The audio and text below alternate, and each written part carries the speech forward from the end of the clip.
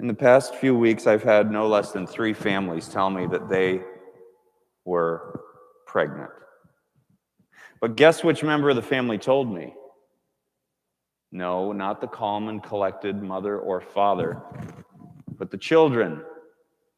Father, Mommy had a baby. No, Mommy has a baby in her tummy.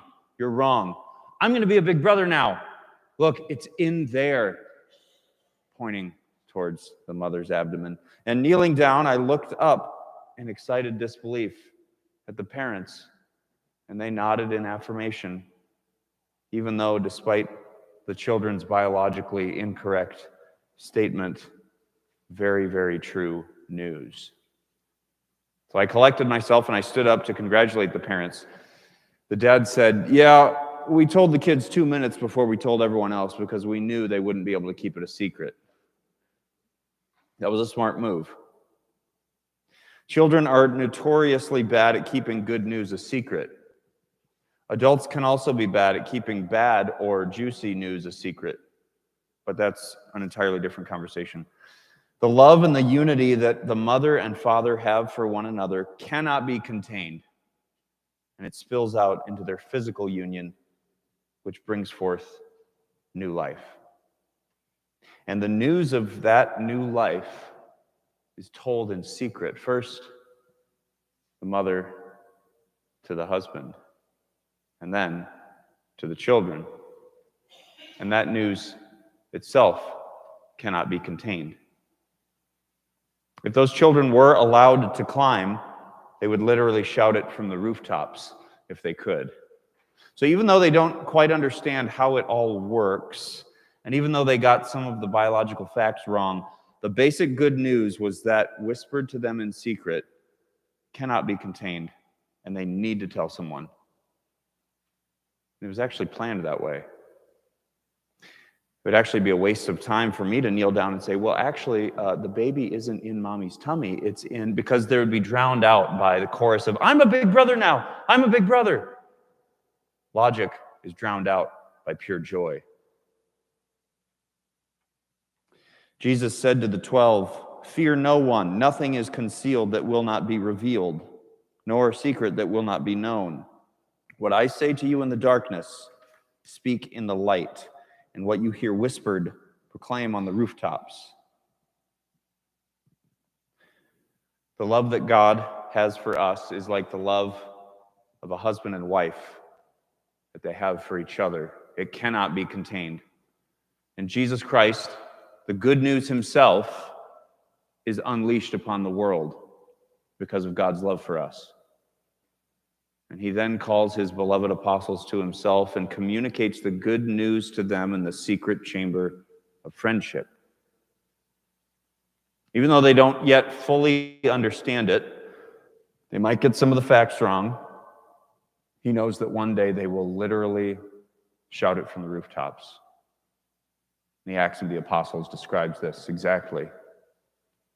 The good news of new life and joy, it starts in secret, growing silently in the womb of the apostles' hearts. And then eventually it is unleashed upon the world because of their fearless joy. We are all beloved disciples, and we are called to this church and this altar every single week. Jesus communicates his love to us silently, internally, when we receive his body in the Eucharist.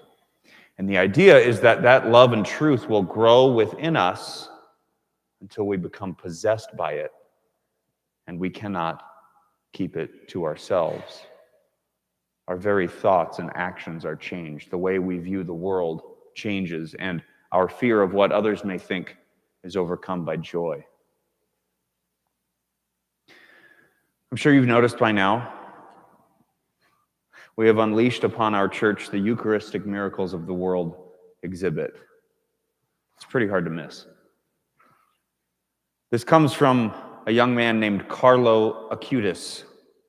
He's a young Italian boy who was born in 1991 and died of leukemia in 2006. He's on his way to sainthood.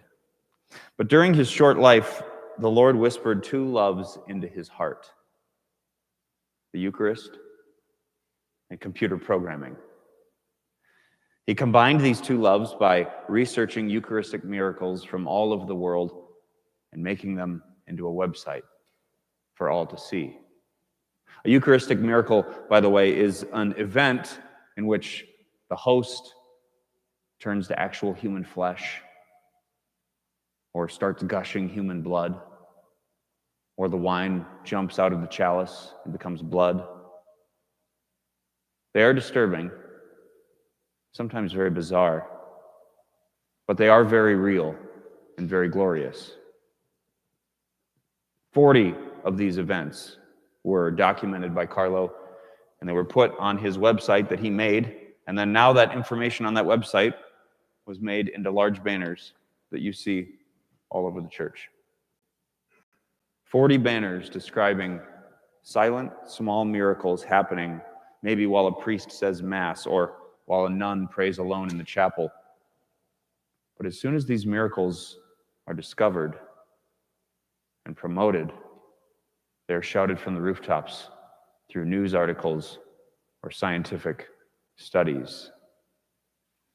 It's pretty overwhelming, actually, the sheer amount of miracles and documentation about these Eucharistic miracles. But then again, the love of God is also pretty overwhelming.